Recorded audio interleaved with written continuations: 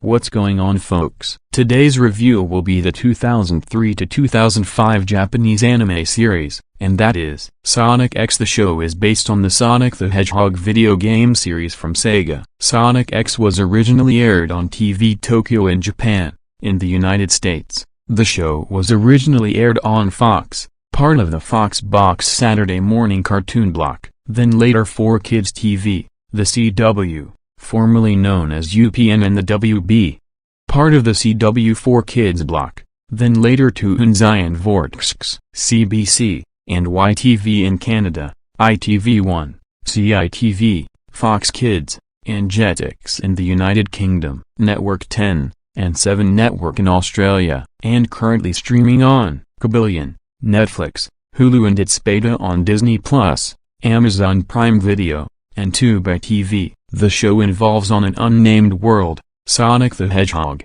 Miles Tails Prower, and Amy Rose attempt to rescue Cream the Rabbit and her pet Jouchies from the mad scientist Dr. Eggman, who has already retrieved the 7 Chaos Emeralds. While attempting to destroy his base, one of Eggman's robots inadvertently shoots a machine containing the emeralds, which activates the Chaos Control technique. This teleports Sonic, Eggman, and his robots, Tails, Amy, Cream, and Cheese, as well as Knuckles the Echidna, Rouge the Bat, Big the Cat, with his pet frog Froggy, and the Chaotix, a detective crew comprising Vector the Crocodile, Espio the Chameleon, and Charmy Bee, to Earth, the parallel universe version of their world with humans. Sonic is chased by the police in the fictional city of Central City, California, and lands in a mansion's swimming pool, and is rescued by a 12-year-old boy named Christopher Chris Thorndike, who lives there with his movie star mother Lindsay,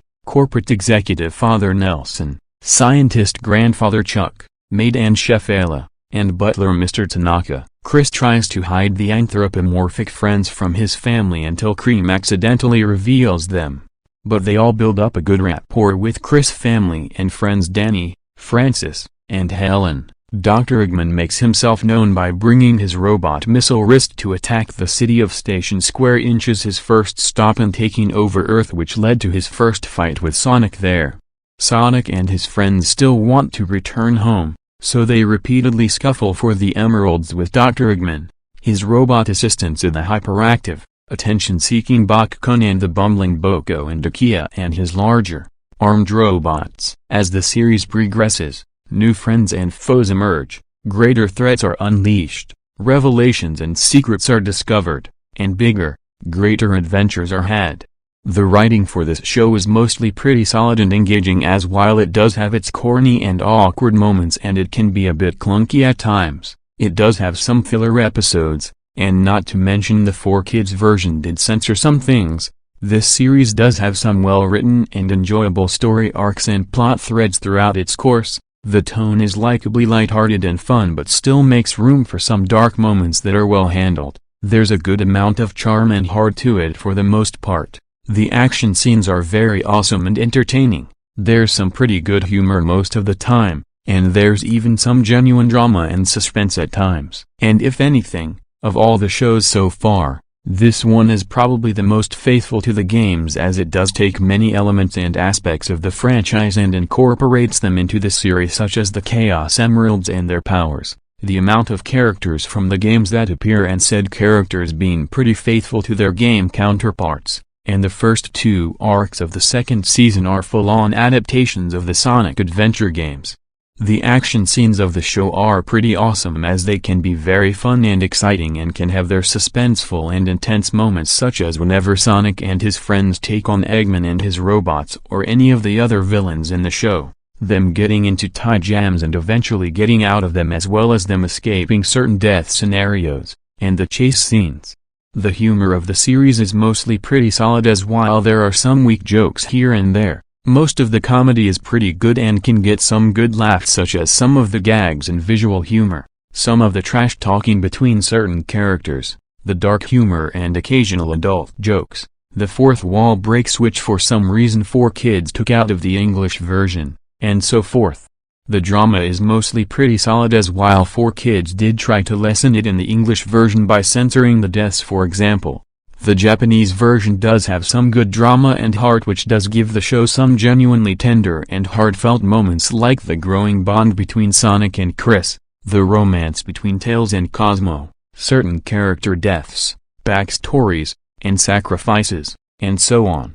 The animation is very solid, as it does look very well crafted and has a lot of great aspects about it, such as the characters all having some pretty good designs that are accompanied by some pretty good movements. The backgrounds and settings are very well drawn, colored, and are given a great amount of detail, and there are some pretty well crafted special effects. Also, the animation does often do a good job at blending the 2D with CGI. The characters of the show are mostly pretty solid and well written, as while a lot of the more minor ones are easily forgettable, the more major and recurring ones are likable and do have some good chemistry and dynamics, wit and humor, charm and charisma, and growth and development, such as Sonic himself, his friends and allies such as Tails, Amy, Knuckles, Cream and Cheese, Rouge, Shadow, Vanilla, Vector, Espio, Charmy, Big, and Cosmo. Most of the human characters like Chris. Yes, I like Chris even though he does make a few fuck-ups.